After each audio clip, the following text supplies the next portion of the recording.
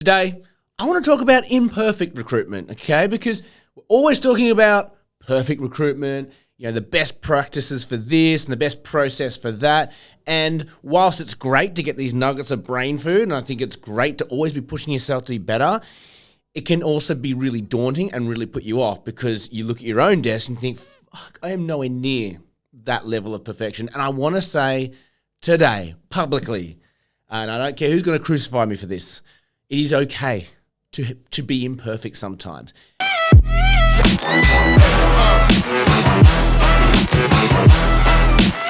what has prompted me to do this episode is just looking at other people's desks, okay?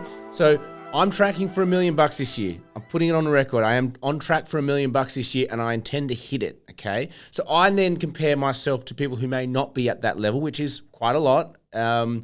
And when I probe, there's a couple of things that I pick up on. And one of them is waiting for this perfect scenario to unfold with your client or perfect scenario to unfold with candidates or a market to then, I guess, give yourself permission to go, let's go and do it.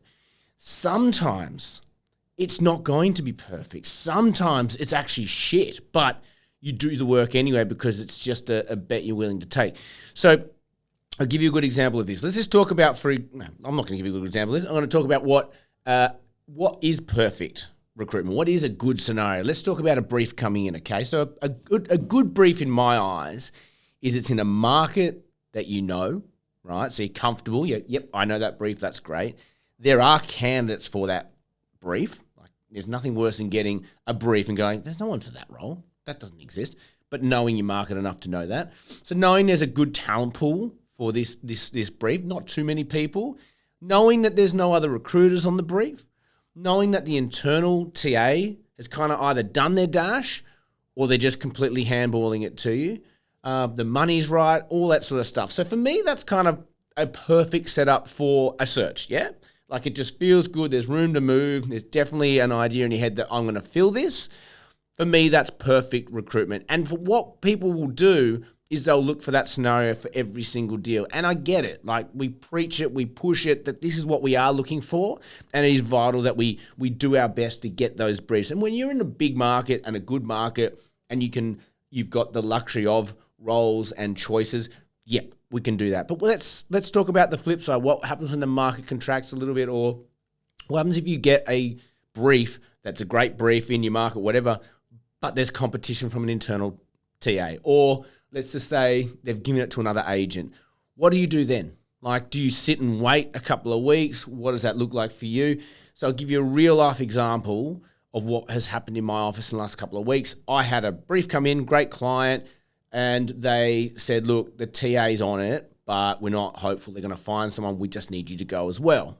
Okay. Had a chat with the TA. I thought they were quite competent. I was like, I just think they haven't given this TA person enough time. But they had multiple roles. So in my mind, I went, this is not perfect. This is imperfect recruitment. However, why I will jump on it is because I can see there's multiple roles. So let's just say the TA is successful.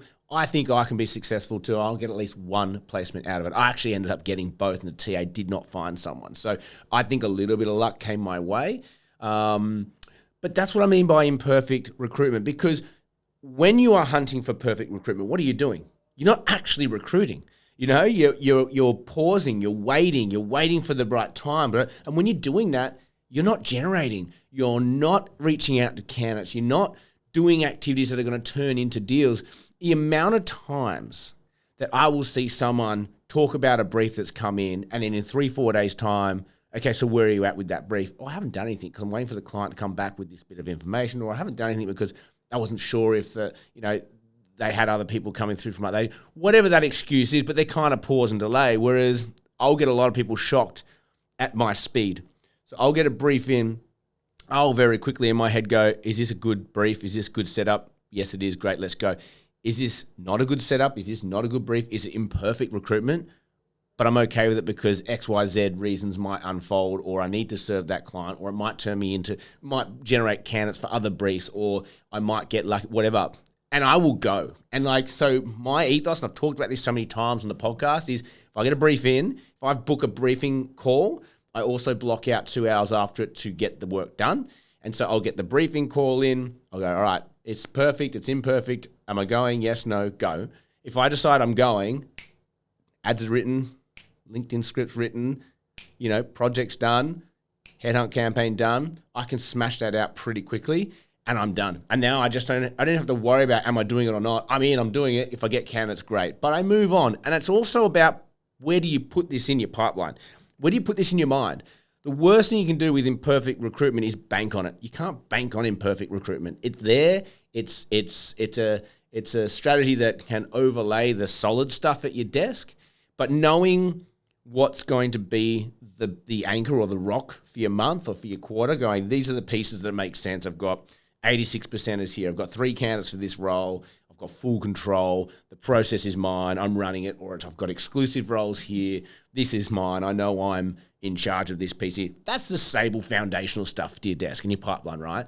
These imperfect recruits, as much as it goes against, all of the best practice we talk about, I still think there's a place for it, but just know in your mind that it is there on the side. I have so many imperfect practices going at any given time, and that's okay. But I know that they're over there. I never count them. When they land and they drop in, it's just cream on top. Okay, so my efforts go towards the stuff I think's quality. My efforts go towards the more perfect recruitment setups, but I'm okay with inviting in some imperfect recruitment. But I just have that mindset of knowing that it's imperfect. I can't really rely on it, but if it comes in, of course, I'm going to celebrate. I'm going to count it. That's it. Imperfect recruitment. It's here. I'm giving you permission to accept it into your desk, and it's okay. Just understand where it fits in and how to run it.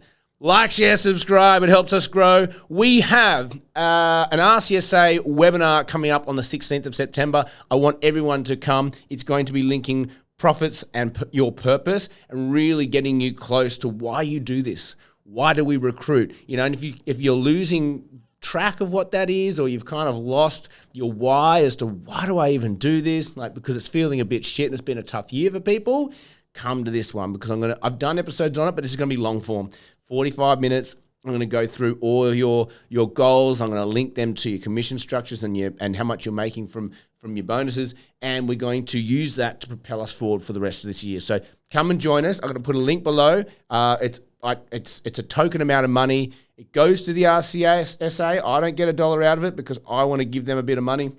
I really do think what they do for us as an industry is hidden hero stuff. It really is. And I never used to think that. I never really knew what they did, but I'm a huge advocate for them because I've been working with them on a few pieces, and I really do feel that the more support we can give them, the more silent fires and battles that they are battling for us. So 16th September, link below. If you're curious, I think it's $40-$50 or whatever. It might even be less than that. It's a 45 minutes webinar with me. Let's fucking go. Like, share, subscribe. It helps us grow. As always, have an amazing day. May all your deals come true.